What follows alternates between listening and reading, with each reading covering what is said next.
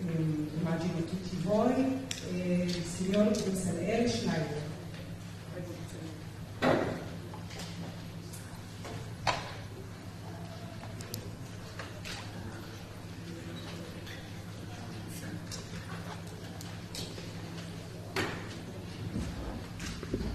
Buon pomeriggio a tutti.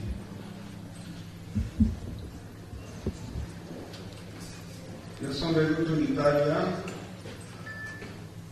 un paese che mi piace molto, sono stato qui tante volte con mia moglie, con i nipoti, specialmente al nord Italia, al lago Garda, al lago Maggiore, Stresa, eccetera, Venezia. E mi dispiace molto che questa volta sono venuto per raccontare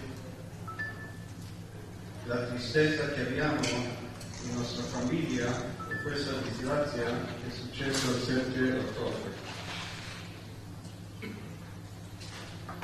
In questa data, che era per noi sabato, che è un giorno sacro per il popolo di Israele, che anche era la festa di Santa, sono venuti. Alle volte uno chiama gente cattiva, ma uno dice tra te stesso, come mai dici che è gente? Mio fratello dice nemmeno animali. Cattivi, terroristi, che sono entrati dove abitava mia sorella nel kibbutz, sono entrati presto al mattino, 6:30 del mattino, quando uno dorme. Sono arrivati alla casa sua, dove era insieme Margit, insieme con suo marito Yossi, e non li hanno lasciato uscire. Sono stati uccisi, soffocati. Questo ci fa ricordare questo che c'è stato tanti anni fa con i nazisti. Una casa molto vicina lì, nello stesso kibbutz, abitava mia nipote Shiri e suo marito Yarden, con i 2 bambini, Kfir e Ariel. Kfir 9 mesi fa, quando è stato rapito, e Ariel 4 anni. Hanno portato al padre lo hanno portato da solo in una motocicletta di dietro, ferito nella testa, e alla madre col bambino piccolo, 4 anni e 9 mesi, che non sa camminare nemmeno. Ha dovuto portarlo in mano. Lei in pigiama, scalza, senza scarpe, camminando per le pietre, nessuna considerazione. Noi adesso se sono vivi, se sono morti.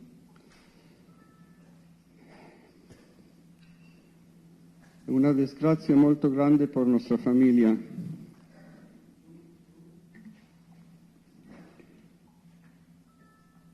Ho detto prima, siamo stati dal ministro degli interiori, ho detto, se io sono il zio e sono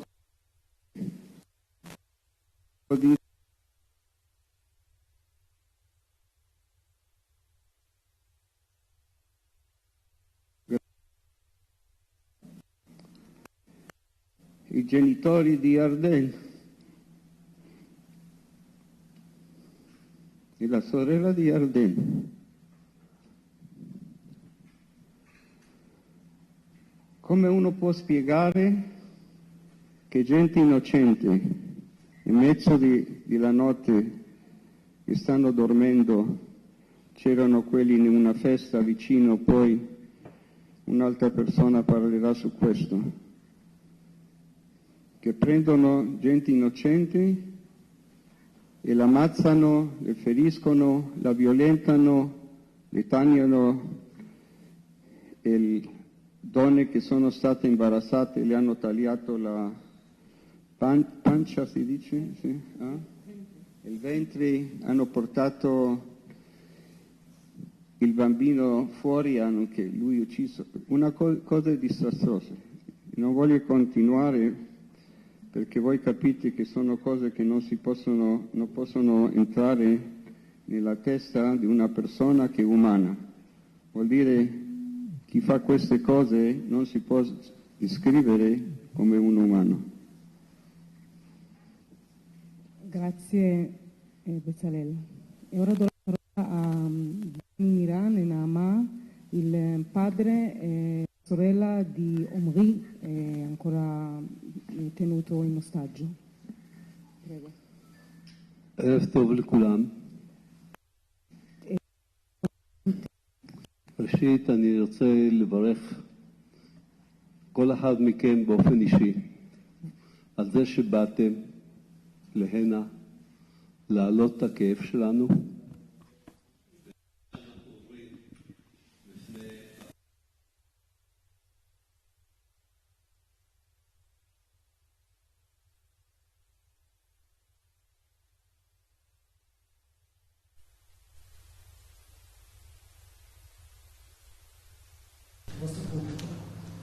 אני דני מירן, תושב יסוד המעלה מושבה בת 140 שנה בגליל העליון. Abito a Yesod Ma'ala, una cittadella che ha 140 anni. יש לי יש לי 4 ילדים, 3 בנים ובת,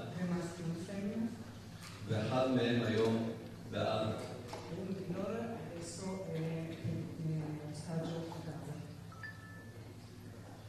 מאז שהוא בעזה,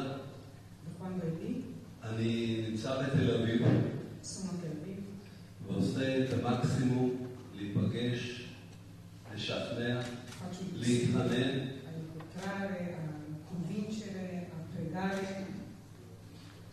שיביאו את הבן שלי. לא הייתי 6 חודשים בבית. Che portano il mio figlio 6 mesi non è a casa. המרחק, הבן שלי עומרי גר בנחל עוז. vive a נחל עוז, בקיבוץ. יש לו 2 בנות. ha 2 bimbe. ביום החטיפה הייתה בת 6 חודשים. Una nel 7 ottobre ha compiuto 6 mesi. והשנייה הייתה בת 2 חודשיים. La seconda aveva 2 anni e 2 mesi. המרחק מיסוד נחל עוז 5 שעות נסיעה. La distanza fra dove abito io e Yesod Ma'ala e il kibbutz è 5 ore di viaggio. אבל המרחק מנחל עוז לגבול עזה הוא 700 מטר, שעושים את זה במקסימום 4 דקות. Però la distanza fra נחל עוז e Gaza è di 700 metri, quindi un viaggio di 4 minuti. הבן שלי כשהוא נחטף, Il mio figlio quando è stato rapito, הוא נחטף כאזרח è stato rapito come un civile שמגדל ילדו, che fa il חי בבית שלו, ומשם הוא נחטף. אני לא יודע אם אתם יכולים לדמיין לעצמכם שאתם יושבים לשתות הקפה הראשון בבוקר, או מכינים את הדייסה לתינוקת בבוקר. Non so se potete immaginare come stare a casa vostra, preparare il caffè, fare qualcosa da mangiare alla bimba ומתפרצים אליכם הביתה עם RPG, עם כלי נשק, e all'improvviso si entra a casa con l'arma più potente, הורגים, חוטפים, אונסים, וכל דבר אחר. si ammazza, si rapisce, si violenta. אז הסיפור של עומרי הוא כזה. ב-6:40 אני שמעתי שיש צבע אדום בעוטף. וטיפנתי לעומרי לשאול אותו מה קורה, ואמרו לי, אבא, אל תתרגש, תמיד יורדים פה טילים, אנחנו רגילים. תירגע. היות וזה היה חג. אמרנו חג שמח ולהתראות. כעבור כמה דקות אני מסתכל בטלוויזיה ואני רואה שהמחבלים חדרו כבר ליישובים והורגים כל דבר. Alcuni minuti dopo ho guardato la TV e ho visto che i terroristi sono entrati nel kibbutz e stavano ammazzando tutto, qualsiasi cosa che si muoveva. נשים, גברים, ילדים, כלבים הם הרגו. Donne, bambini, uomini, cani. אני מתקשר עוד פעם לעומרי, הוא אומר לו, מה קורה? הוא אומר לי, אבא, אני עובד ליד החלום. הקיבוץ מלא מחבלים. הכנסתי את ישי ואת הבנות לממ"ד, היות ואין לי נשק. יצאתי לקחת 2 סכינים מהמטבח, שיהיה לי משהו בידיים. אבל אני מבקש, אל תתקשר בטלפון, תסמס לי, אני אענה לך, אנחנו רוצים להיות בשקט. Ha risposto un papà, sto guardando alla finestra, tutto il kibbutz pieno di terroristi, ho detto a Ishai, alla moglie e alle bambine di entrare nella stanza sicura, io esco per prendere dei coltelli dalla cucina, ti chiedo, ti prego, non mi chiamare perché vogliamo essere in silenzio, abbiamo paura. 6:40 הייתה הודעה אחרונה ממנו שהם עדיין בממ"ד. Alle 6:40 l'ultimo messaggio quando eravamo ancora nella stanza sicura nel mamad. ב-11 כתבתי לו ולא קיבלתי תשובה. ב-11 ho scritto non ho avuto più risposta. כתבתי לו עוד פעם, עומרי, אני דואג, בבקשה תענה לי. Ho scritto ancora, sono molto preoccupato, rispondimi. ולא קיבלתי תשובה. Non ho più avuto risposta. כאשר קורה כזה דבר, הגוף שלנו עובד אחרת, שלי פחות אחרת. זגרו לי דמעות, וזה דמעות שלא יכולתי להפסיק אותן. לא רציתי לבכות, אבל הלכו לי. הבן שלי אין לי ילד, אין לי כלה, ואין לי 2 נכדות. זה מה שהיה. Quando succede una cosa del genere il corpo si comporta in modo autonomo. Non volevo piangere, però mi sono scese tutte le lacrime, non ho il figlio, non ho i miei parenti sono lontani. האם מי מכם יכול לדמיין אובדן כזה גדול בפחות משעה? Qualcuno di voi può immaginare una perdita così grande in meno di un'ora? ב-6:40 קיבלתי הודעה מהאימא של אשתו, שגרה בשדרות, שגם הייתה מוגזת במלאה מחבלים, שעומרי נחטף, בריא ושלם. הילדות ולישי בריאות, בסדר, ונמצאות בקיבוץ קרבי. Più tardi ho avuto un messaggio dalla madre della sua moglie che lui è stato rapito e che la moglie e le bambine stanno bene, non sono state rapite né ammazzate. אנחנו עוברים מפאזה אחת לשנייה, מרגע של אבל, עצבות, כאב גדול מאוד, לשמחה גדולה. כולם בחיים, כולם, הבן שלי, הנכדות שלי, כלתי. Passiamo da un'emozione all'altro, dall'altro una tristezza enorme, dall'altro una felicità, sono vivi, alcuni sono vivi. וחשבתי שכלתי בעצם היא החוליה חוליה חדשה במשפחה ברגע זה, וירדתי לעזור לה בקיבוץ כרמים עם הילדות. Ho capito che la mia cognata e adesso era più debole della famiglia, sono sceso subito ad aiutarla con le bimbe. ביום שני יצא לנו לשבת בשקט, כי לקחו את הילדות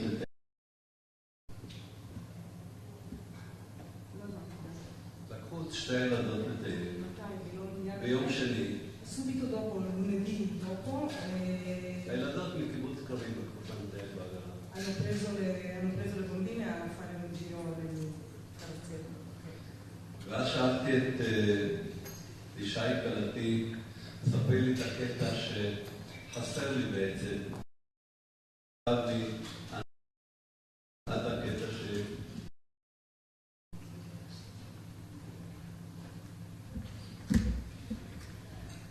Allora, quando ho visto Ishai ho detto, raccontami per favore questa parte che mi manca. והיא סיפרה לי שבשעה 11 בערך Mi ha raccontato che alle 11, nello stesso giorno, il 7 ottobre, הגיע נער בן 17 ביחד עם 5 מחבלים. הנער הזה נתף בבית הוריו, מפוחד כולו. è arrivato un ragazzino di 17 anni con 5 terroristi alla nostra porta, alla porta di loro. ואמר לו עמרי פתח את הדלת, אם לא, הם יהרגו. Lui ha detto a Omri, apri la porta per favore perché se no mi ammazzano. עמרי פתח את הדלת ולקחו אותו לשכנים. E Omri ha aperto la porta e l'hanno preso alla casa vicina. אצל השכנים במרכז הבית הייתה מוטלת גופה של הילדה בת ה-18 שירו בה, שותתת דם. Nella casa dei vicini c'era già un corpo di una ragazza di 18 anni, la loro vicina, che è stata già ammazzata prima. ההורים הושיבו אותם על הרצפה עם עוד 2 ילדים, לשם הושיבו גם את ישי עם עמרי והבנות. I genitori di questa ragazzina morta sono stati seduti per terra con i loro 2 figli, Omri e Ishai, la moglie, e con le bimbe sono state anche loro messe a sedere con l'altra famiglia. L'una e mezzo. ב-1:30 אמרו לגברים, שניכם באים איתנו, אם לא, אנחנו הורגים את כולם. Hanno detto agli uomini, ai maschi, adesso venite voi con noi, altrimenti ammazziamo tutti. רוני הנכדה שלי הגדולה רצה אחרי אבא שלה וצעקה, אבא, אבא שלי. לישי החזיקה אותה ואמרה לעמרי, עמרי אני אוהבת אותך, שבור על עצמך, אל תהיה גיבור. Quando Omri è dovuto andare via, la piccola figlia ha corso e ha detto papà, voleva ovviamente andare con lui. La mamma, Ishai, ha tenuto la piccola e ha detto a Omri,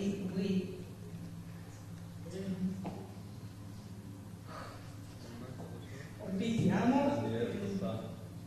אני אוהבת אותך, שמור על עצמך, אל תהיה גיבור. Ti amo e prenditi cura, non essere eroe. וזה היה פעם אחרונה. זאת הייתה פעם האחרונה שראו את עמרי, היי עמרי משלם. Questa era l'ultima volta quando si vedeva Omri e sanno vivo sanno. אני אסיף את הסיפור על עמרי פה, ואני אספר לכם על הילדה הגדולה, שאחרי חודשיים היא שאלה את האמא שלה אם עמרי עדיין אבא שלה. Dopo 2 mesi la piccola ha chiesto alla mamma se Omri è ancora il suo papà. וככה אנחנו חיים גם עם הילדות, גם הגדולים. Così viviamo con i grandi, con le piccole. ואני לא רוצה לרדת לרזולוציות קשות מאוד, כי אני רוצה להשאיר גם מקום לחברים שלי לספר את הסיפור שלהם. Non vorrei andare più in dettaglio per lasciare lo spazio anche ai miei amici. תודה רבה לכם. Grazie.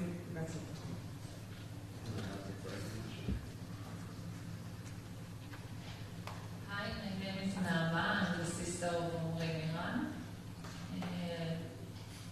Like my father says, we are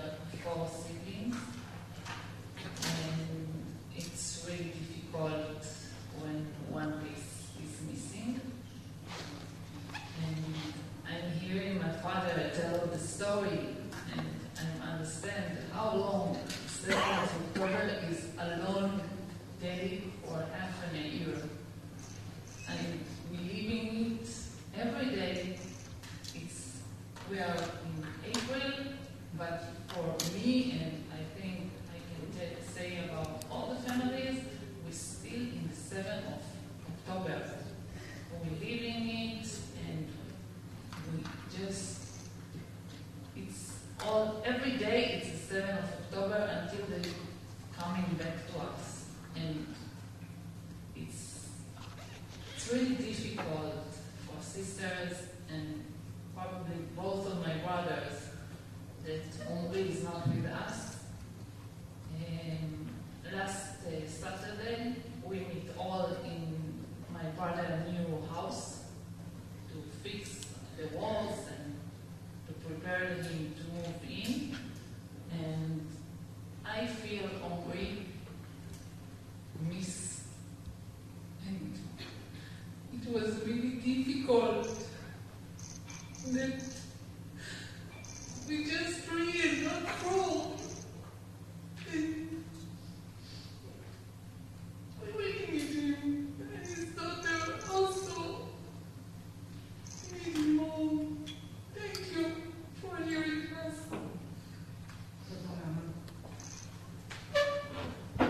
Grazie mamma. Do la parola a Ashley Waxman Bakshi. Eliam Berger, Ashley la cugina, Eliam la sorella gemella di Adam Berger. Prego.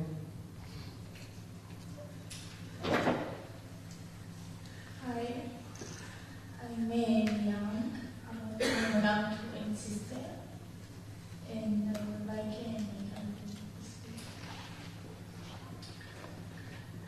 My name is Ashley. So first I'd like to tell you a little bit about Agam and who she is. Because as you can see from the picture, she's a beautiful young 19-year-old girl who likes makeup and plays the violin. But I want to tell you a little bit more about who she is.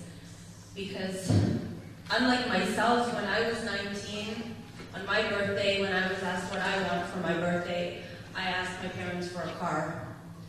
Agam wrote herself a letter on her birthday in which she asked for peace and for unity, because that is who she is. She's a special soul, just like every single story you're going to hear here.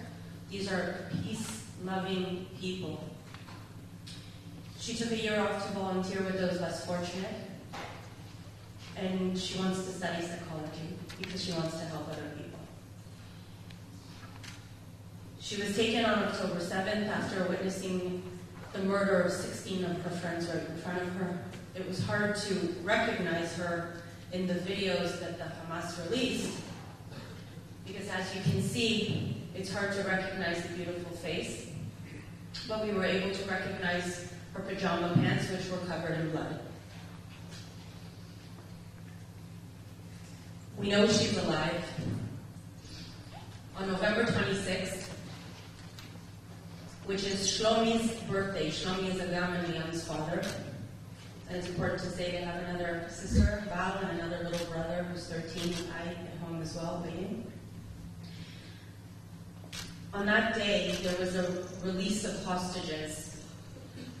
And Shlomi was at home, 11, 12 o'clock at night. He receives a phone call.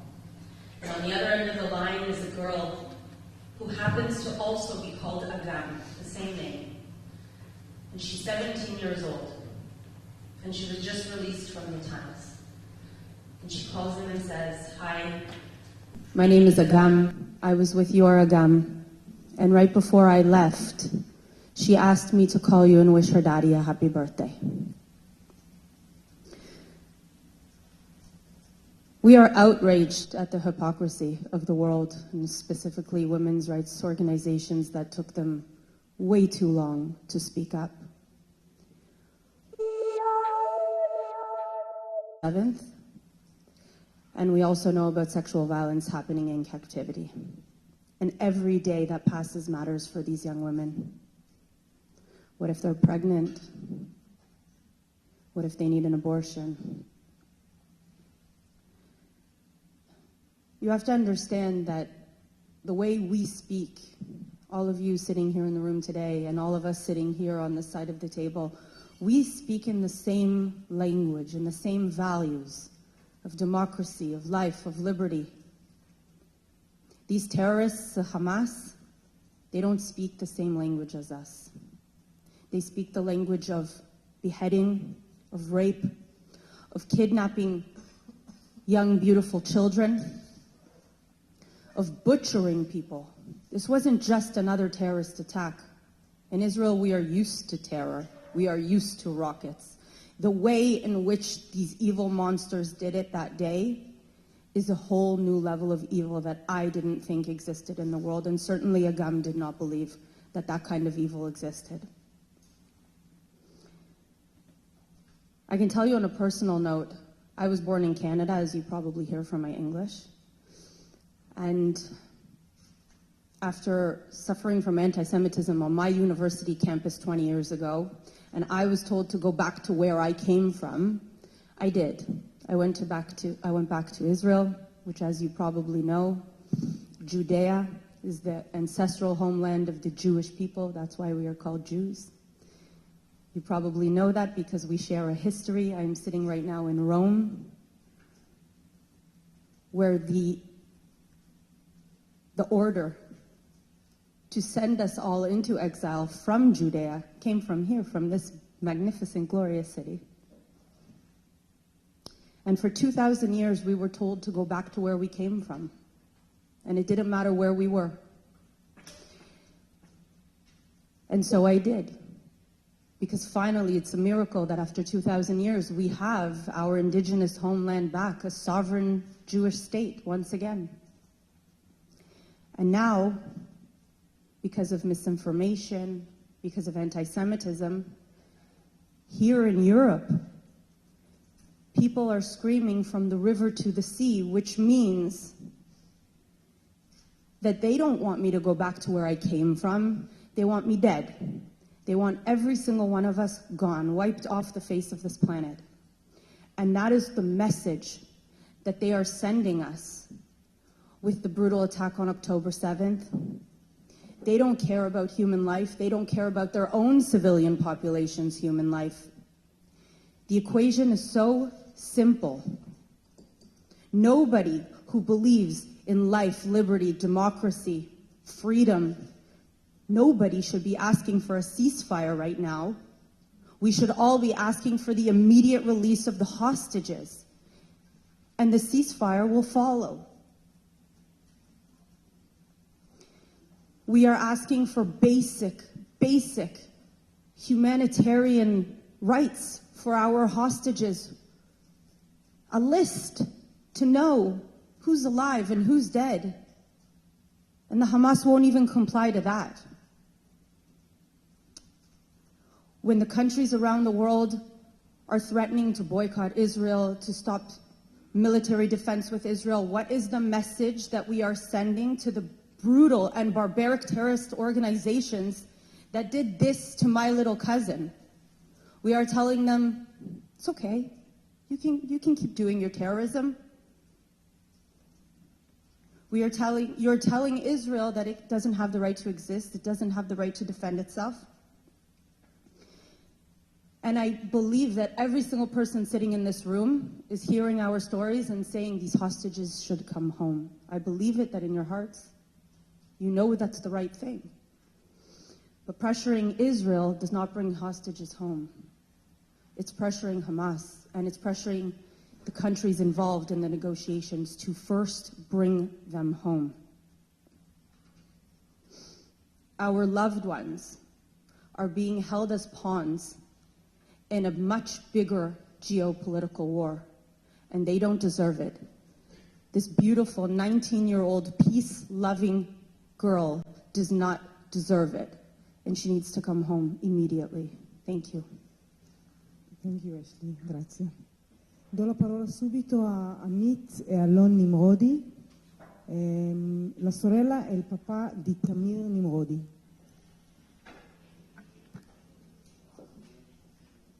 Hello, good morning, good afternoon, sorry. My name is Alon. Alon Nimrodi, and this is my son, Tamir Nimrodi. Tamir is my eldest son. Tamir has two sisters, Mika, 16 years old, and Amit, 14 years old. Amit, she's the first one that saw the kidnapped movies that Hamas published at that day, at October 7th, 4 afternoon. Look at that smile, and look his face at October 7th when he kidnapped. At 12 minutes past 7 a.m. he was kidnapped. He's on your right. Terrifying, terrifying.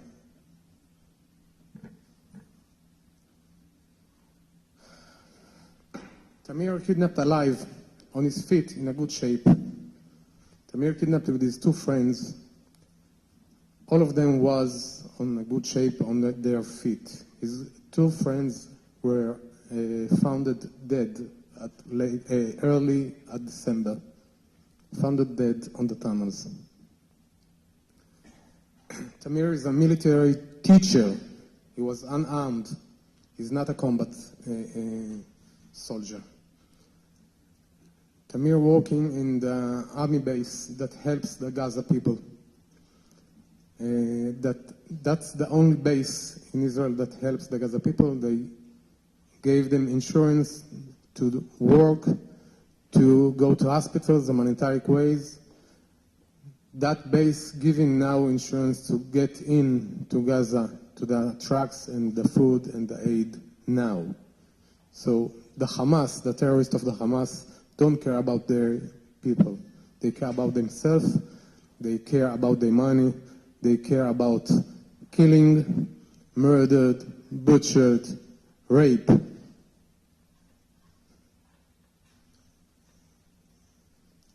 We, Israel, we are the wall against terror between Israel or between terror and you, Europe. You are next. Because in every country in the world, there is terror nests, sleeping terror nests, and they waiting for a call. Attack now, the same way that happens in Israel at October 7th. So you are next. Help us to help you.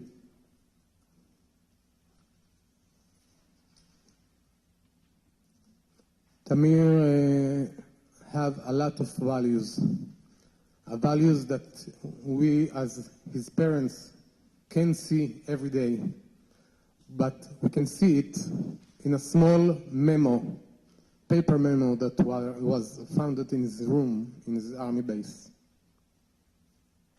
At that small paper, 3 small sentences. The first of them, to succeed, help many people. The second one, to create a large group of good friends. And the third one, don't harm anybody. This is my son. This is Tamir.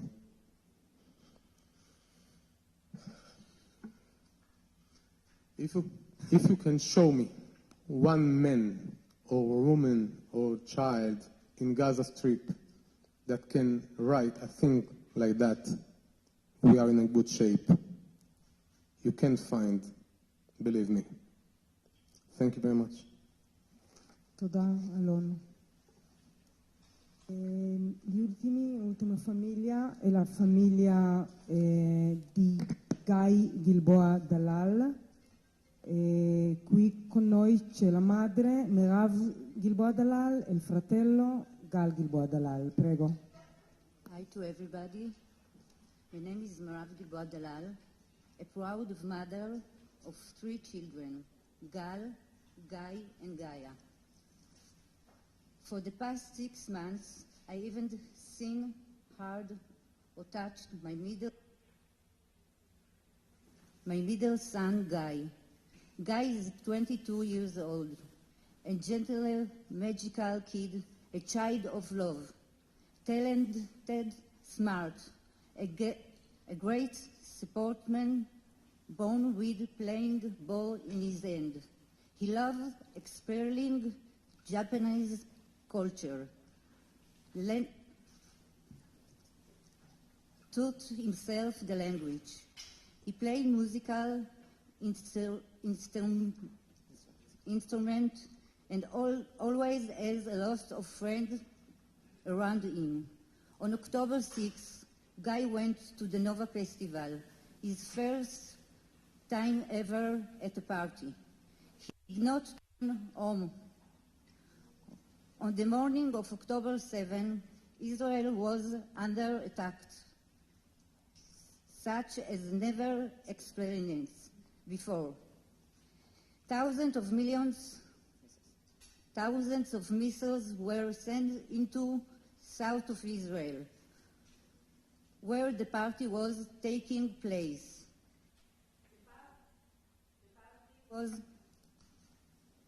The party was immediately stopped, and my two children slipped up, running towards their cars.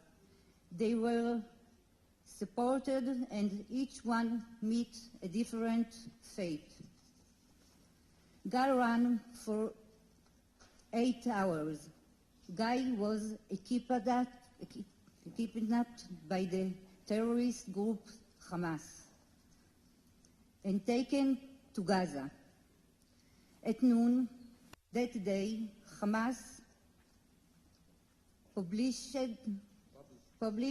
a video in which we saw Guy, my child,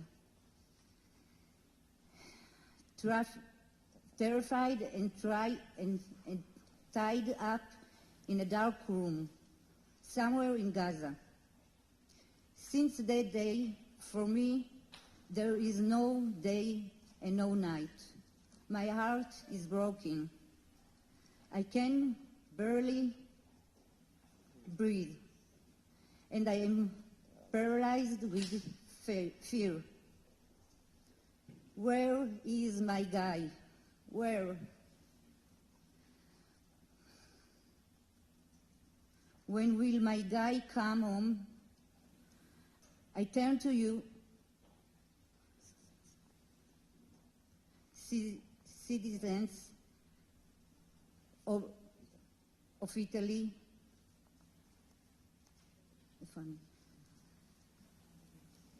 I turn to you, everybody, every mother here. Help me, please. Imagine going through one day knowing that your child is in the hands of murderers, of people who have killed, raped, and burned innocent civilians in Israel. My Guy is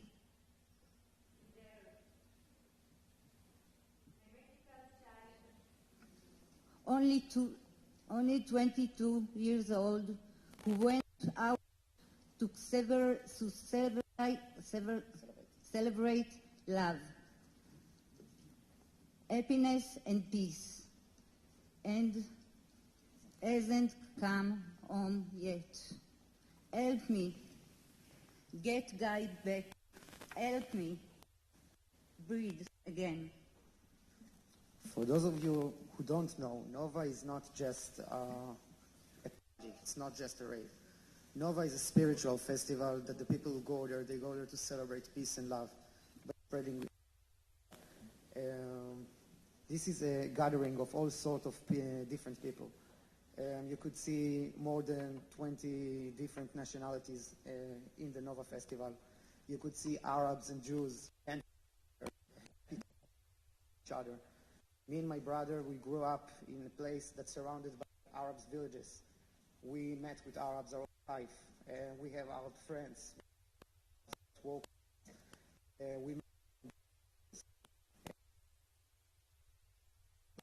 lived and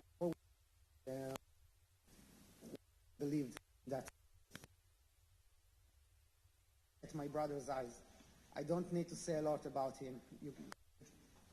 You can just look and realize what kind of person he is. Love. And it really shows. See, he has so many friends, and each of them considered him his best friend. And I want you also to look at my brother's eyes on the day of October 7th. On October 7th, Hamas published his video at 11.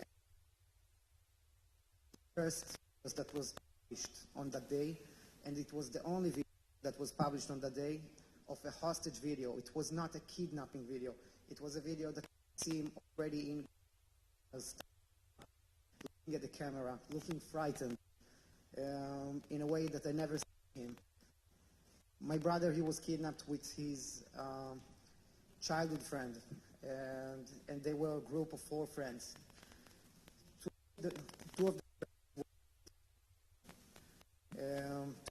one boy and one girl that became a couple just a week before the festival. I went to this festival because my brother wanted me to be part of his experience. That was his first festival ever, and he asked me to come and be there. I arrived 15 minutes before the alarm started, and I asked him to come with me in my car because we wanted to get out of there. None of us thought it's going to be a terror attack. We thought it's a missile attack, and we could clearly see the missiles in the skies, hundreds of missiles. So my brother, he hesitated for a second, and he told me, look, I want to, but I came with my friends, so I'm going to go back with them, so they won't feel like I left them. They were all should have come to my house, but they didn't reach there. Since we left in a difference of a few minutes, we're stuck in different places when with a massive round of shooting. People will start to panic, people froze, people yelled and screamed, and I called my brother, and he was away from me at the moment. And he had terrorists shooting in their directions, and he had a force of 4 police officers from our forces. So I told him the most reasonable things to say. I told him, look, stay as close as you can to our forces, but stay hidden.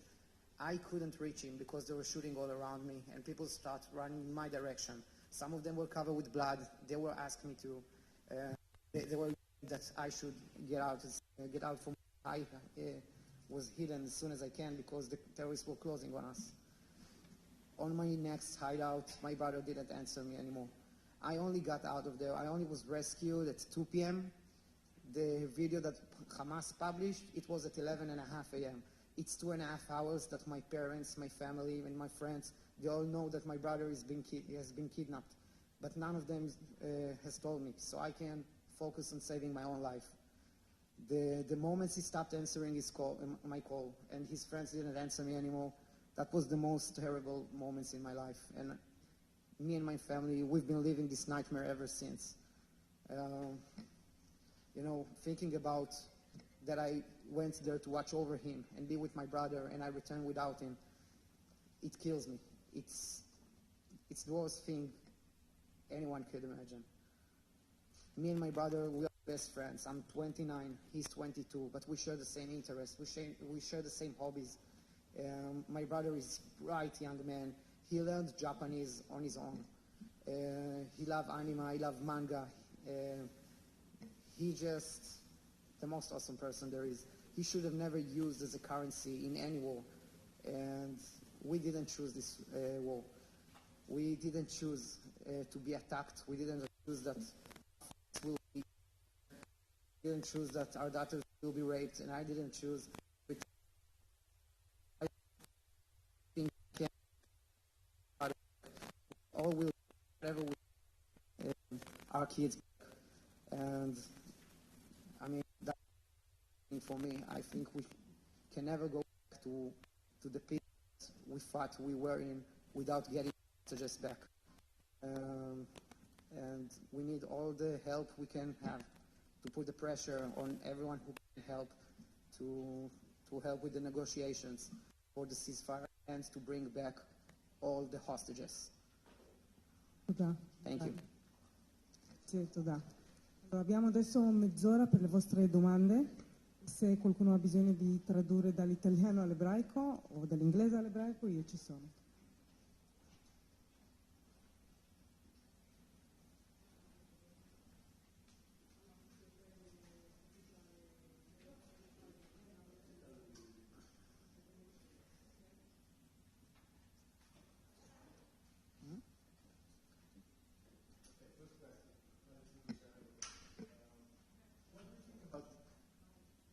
What do you think the actual policy of the government of Israel?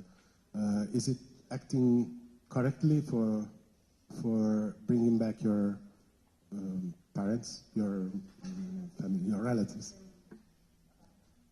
אנחנו בעיקרון, משפחות החטופים, אנחנו לא פוליטיקאים, לא מבינים במדיניות, אין לנו מודיעין, אין לנו מידע, ואני באופן אישי מאמין שהממשלה עושה את המקסימום להחזיר את הילדים שלנו.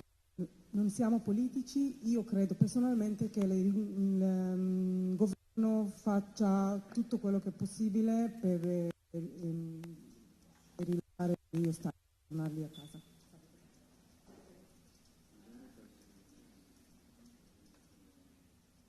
Giancarlo Gioielli, rivista Tempi. Can imagine what I told to the Pope this morning, but what the Pope told you? What was his answer?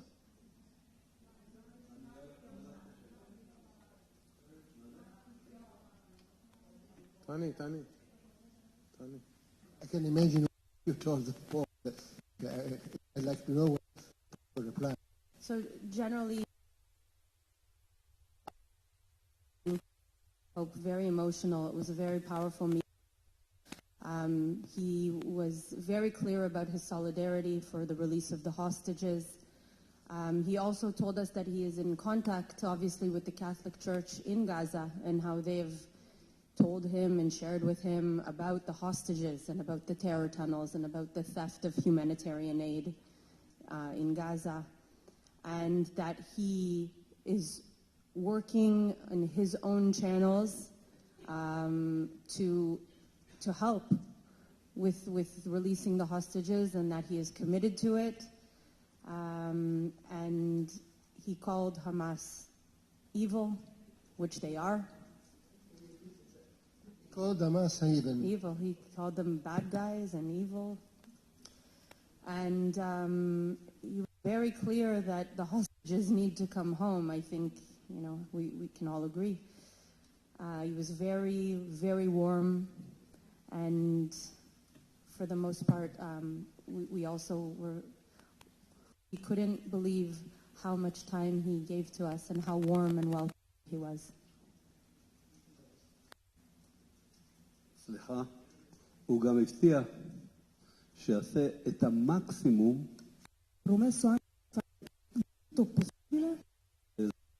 שהבקעה שלהם וראשי מדינות להחזיר את החטופים.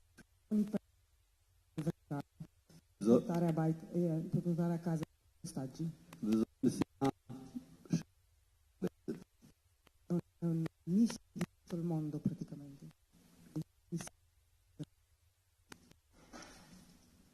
Salve, sono Monica Ricci Sargentini del Corriere della Sera. I can speak English if you want. I'm Monica Ricci Sargentini from Corriere della Sera. I wanted to ask you this. What did you feel when the United Nations Council made a resolution in which it was calling for a ceasefire, but not tying the ceasefire to the release of the hostages? Because personally I felt like it was very strong. I mean, like they were not thinking at that moment of the hostages, but the thing was the ceasefire not tied to the release of the hostages. So I wanted you to have from you the opinion on United Nations behavior in this occasion.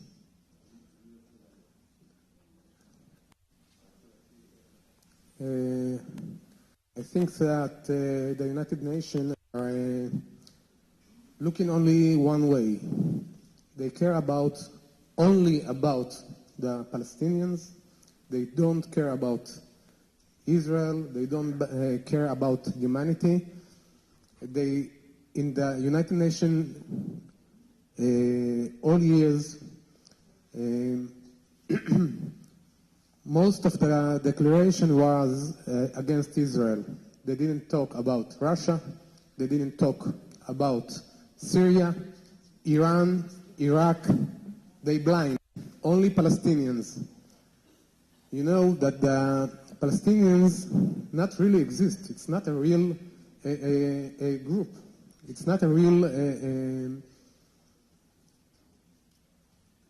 the Jewish people was before the Palestinians. You can ask Palestinians, tell me about your history, tell me about your country, show me your flag before 1948, show me your flag. Who was your leader? They don't know because there isn't. Ask all Israeli person, all Jewish person about those questions. Everybody can answer that. So I think that the United Nations see only one way. They don't see. They don't look wide. They are very narrow. Let me ask you something. What would you do if your son was there and you say we're talking about ceasefire without getting the hostages back? How would you feel? What would you do? And that's the exact thing, and that's the exact way that we feel. We can't stand discussions about the hostages, about ceasefire, without speaking about the hostages. And, you know, for us it's very simple. Everything that started because what happened on October 7th. And I don't think that there is a way to go back to what it was before without.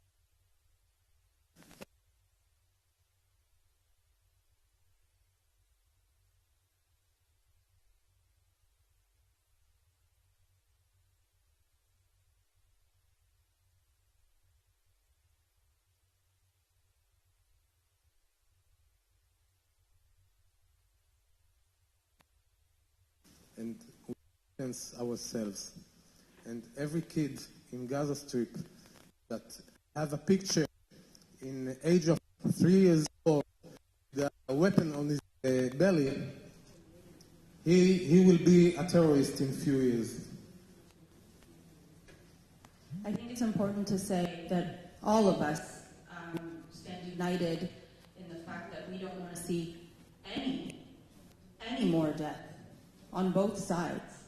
No person, no innocent person should ever die, just like our hostages should be home. No innocent people and no children should have to die in war.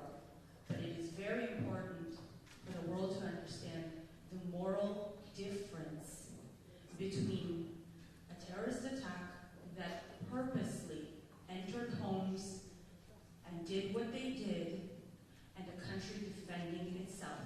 The two cannot be equated. And unfortunately, when the United Nations organization that is made up of so many non-democratic countries who are violating human rights in their own countries, for them to try to tell us what a moral compass is ridiculous. It's hard to take the things they say seriously when it takes them 3 months to recognize sexual violence against women. And of course, as was said before, talking about a ceasefire without the release of hostages is giving an open ticket to every terrorist organization. This is what the UN is saying to every terrorist organization around the world. You win. We are weak. You can continue to use our democracy and our values against us. You can slowly take over our Western world, and we're just going to let it happen. And that is exactly what the United Nations said.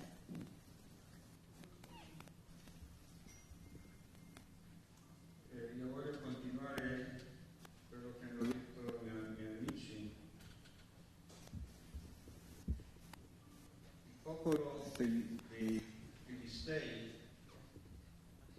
spariti nel mondo 1000 anni prima di Gesù. Non esistono. Allora, quello che succede adesso è che gli inglesi hanno chiamato questa zona Israele, l'hanno chiamato Palestina, ma il vero nome è la terra di Israele. Ma quella terra era una colonia inglese, hanno deciso di chiamarla Palestina e quelli gruppi che sono venuti hanno detto un bel nome, adesso noi ci chiamiamo i palestini. Qual è il vero nome loro? Ma gli inglesi hanno deciso come si chiamano loro? Gli italiani, altri popoli hanno deciso chi siete voi? Gli inglesi lo stesso? Ogni popolo ha il suo progresso nella storia. Questa è una invenzione. Ma in ogni caso sono persone che hanno il diritto di vivere in questo mondo. Noi esistono, noi non vogliamo ammazzarli, eccetera, come hanno fatto con noi. E allora, ogni giorno, prima del 7 ottobre, entravano in Israele 20.000 operai che lavoravano nella costruzione, nelle fabbriche, eccetera. Vi posso assicurare a tutti che guadagnavano molto più di quello che guadagnano in India o i cinesi, eccetera, in altri posti del mondo. Vivono bene, hanno le case grandi, eccetera. Per esempio, dove abito io, alle volte devo andare in farmacia. Raramente ho visto ognuno che lavora alla farmacia ha il nome suo.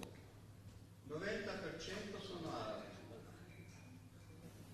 Vuol dire lavorano da noi. Ma c'è un gruppo di terroristi,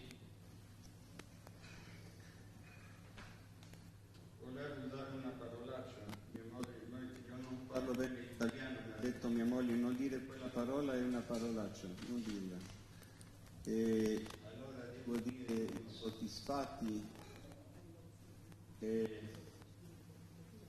ci sono questi per esempio terroristi che non importa del resto del popolo. Voi credete che hanno fatto noi tunnel? Chi ha fatto i tunnel? Poveretti palestinesi che loro obbligano a lavorare per loro, che vivono nel frattempo in Dubai, in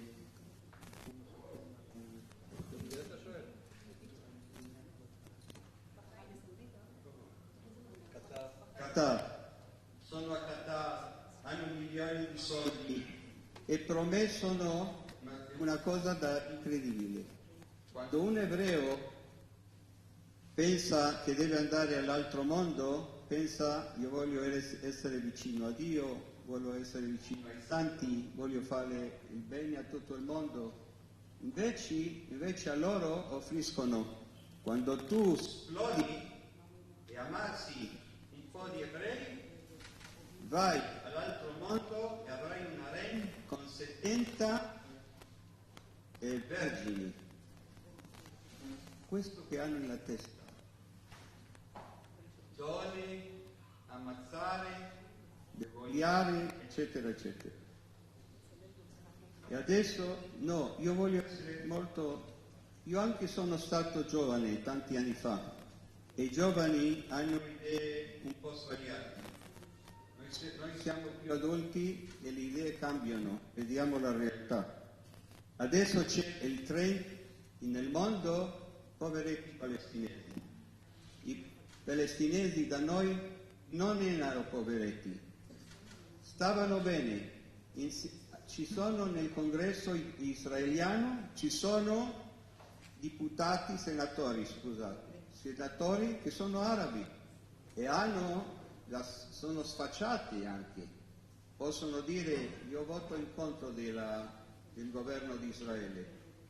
Il governo di Israele, hanno votato in contro, alla volta hanno la maggioranza, cosa si può fare? Noi siamo una democrazia. I suggest we go to the next question, okay?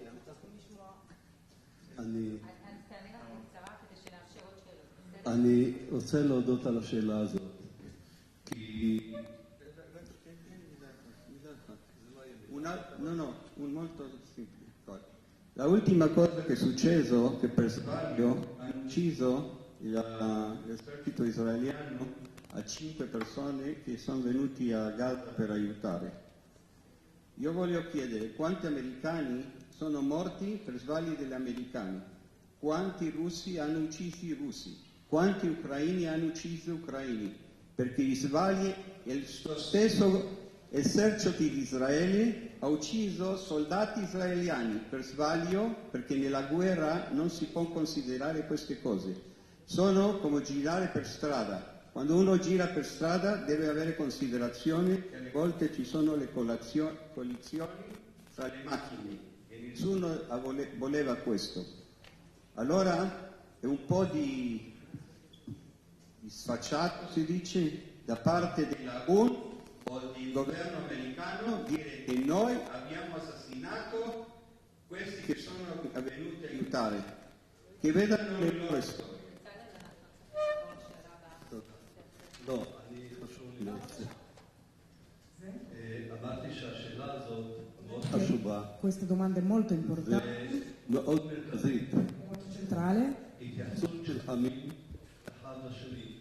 Il modo in cui i popoli trattano uno l'altro. האו"ם למדינת ישראל. L'ONU allo Stato di Israele. מרבית מדינות העולם. La maggior parte dei paesi. יש לנו מדינה אחת ישראלית. עם 8 מיליון תושבים. יש מעל מיליארד מוסלמים. והרבה מדינות מוסלמיות.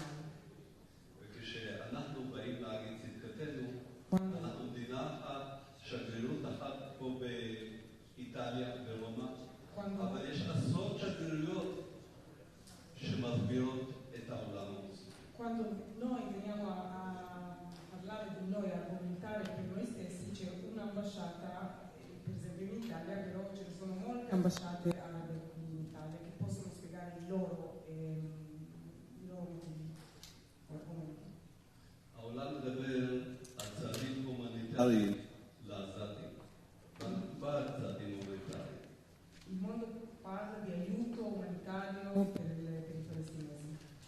מי עושה לי, לאבא של עומרי ולשאר משפחות החטופים צעד אחד הומניטרי.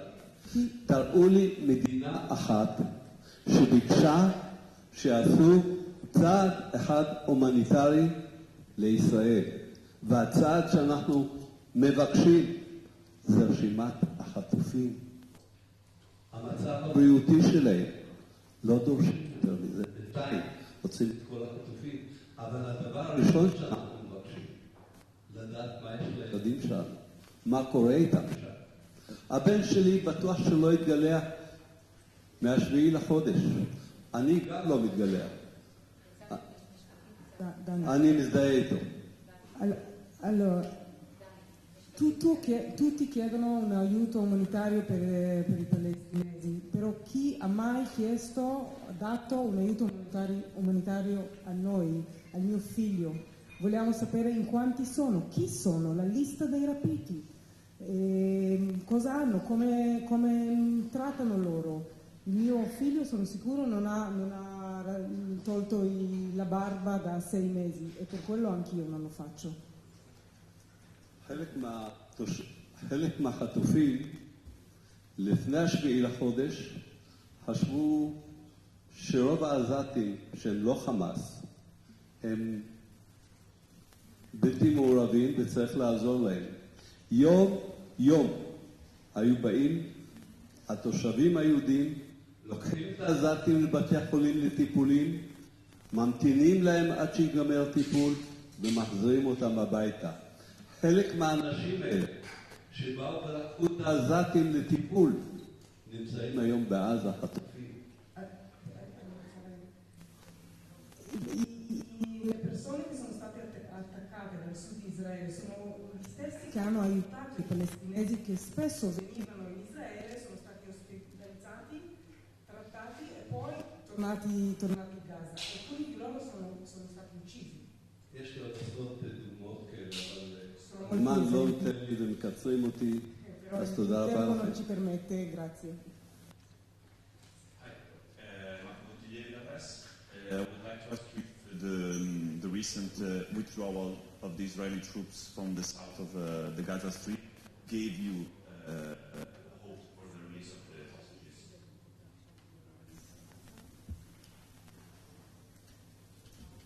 I think that the hope is there every day, so I can't make a good connect to that move. I think that the negotiations is the best way. Nobody of us are in the military or planning wars or something like that. But I really think that the hope is there, the hope is standing. I think that right now we are very, very close to make a deal. So I don't know about that connection with those things. Mr. Ignazza, what do you think about the protest in Israel that is in these days? Let's collect also the question and answer to both. אני עושה את השאלה בעברית ואחרי זה נתרגם בעברית. אז רציתי לדעת, מדברים הרבה על ישראל בבידוד, ישראל חוסר סולידריות, אתם מרגישים את זה? אתם מרגישים שחסר סולידריות אליכם? Ho chiesto, scusate, sono andato direttamente sull'ebraico, ho chiesto se si parla molto dell'isolamento di Israele a livello internazionale, ho chiesto se loro percepiscono questo isolamento, se percepiscono una mancanza di solidarietà. I'd like to answer about the protest firstly, and then I'll mention a brief mention to what you just asked. Regarding the protest, I want to say something. Israel, I am proud to be Israeli because I live in a democratic country. We're even at war, and even though my personal opinion is that these protests severely harm Israel, especially at war, I don't want my enemies to see that we have internal problems. This is not the time. But it makes me proud at the same time because I live in a democratic country where we are allowed to protest and demonstrate during war. And this is what makes us who we are. We live in the Middle East. It is complicated, but we are democratic. And we allow, and so personally, I don't protest because I think that this only strengthens my enemy. But I also applaud my country for the fact that we are democratic. As for the second question, if we feel isolated, I can tell you that there is a huge par between what I feel in real life and what I see online. And everywhere I go, this is my 6th time. It's been 6 months. This is my 6th time being on a delegation. I've been to the United States, I've been to Canada, I've been to Sweden, I've been to England, Switzerland.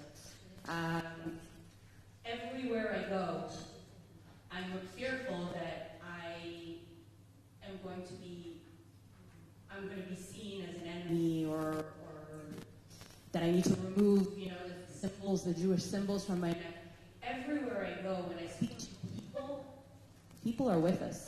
People get it on an individual level. It is only sometimes at the institutional level that I sometimes see decisions, for example, like we were talking about previously, the United Nations, where I hold my head and I say, how is this possible?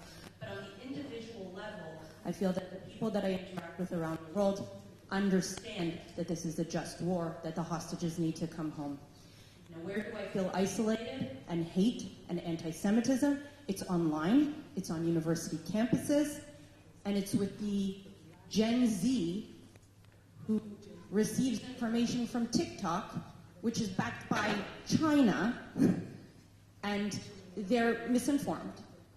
There are anti-Semitic tropes being pushed online, and the young generation eats it up, and they are misinformed. And so people who are otherwise they don't think they're anti-Semitic, they're not anti-Semitic, they're playing into a false narrative that you can be anti-Zionist and not be anti-Semitic, and it is simply not true. Zionism is an integral part of Judaism. Judaism is not if you wear a kippah, it's not if you keep kosher, it is where is your ancestry from? And it is from Judea. And Zionism means the return of the Jewish people to their indigenous homeland. We are the greatest story of decolonization the world has ever seen. And that is where I'm fearful for the future. Because the young generation is being misinformed, fed lies, and being turned into anti-Semites, even though they probably don't mean to. I want to answer one thing about solidarity.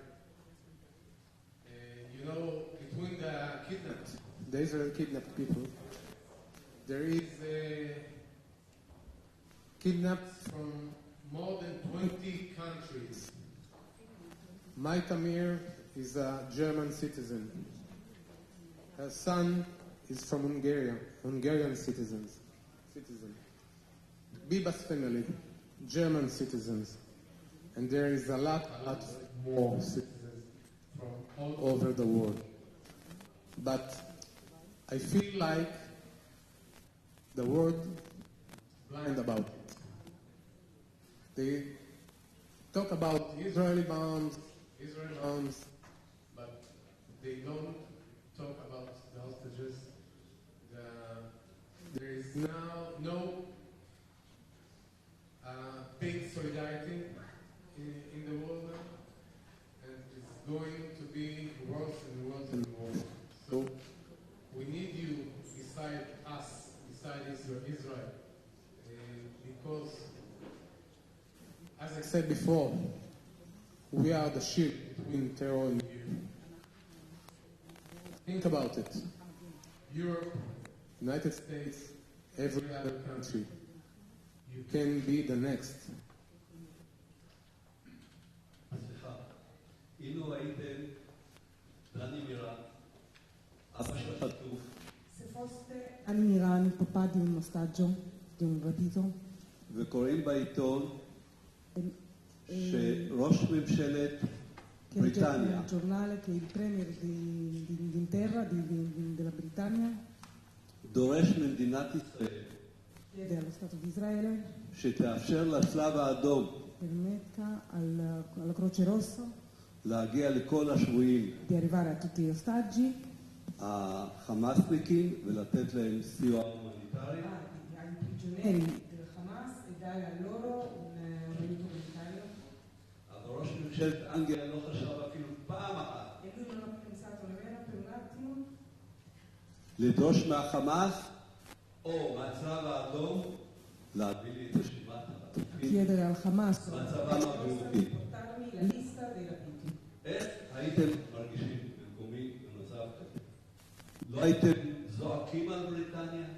לא הייתם זועקים על ראש ממשלת בריטניה? זה לא מקומם? אותי זה מקומם.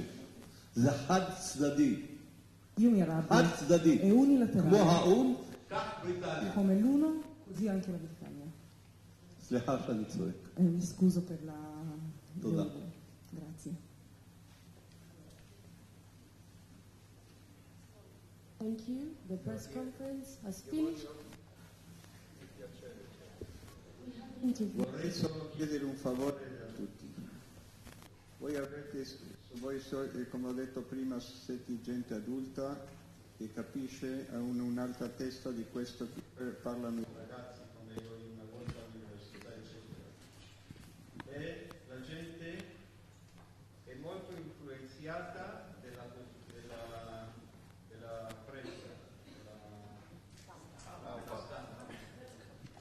Allora, voi avete un gran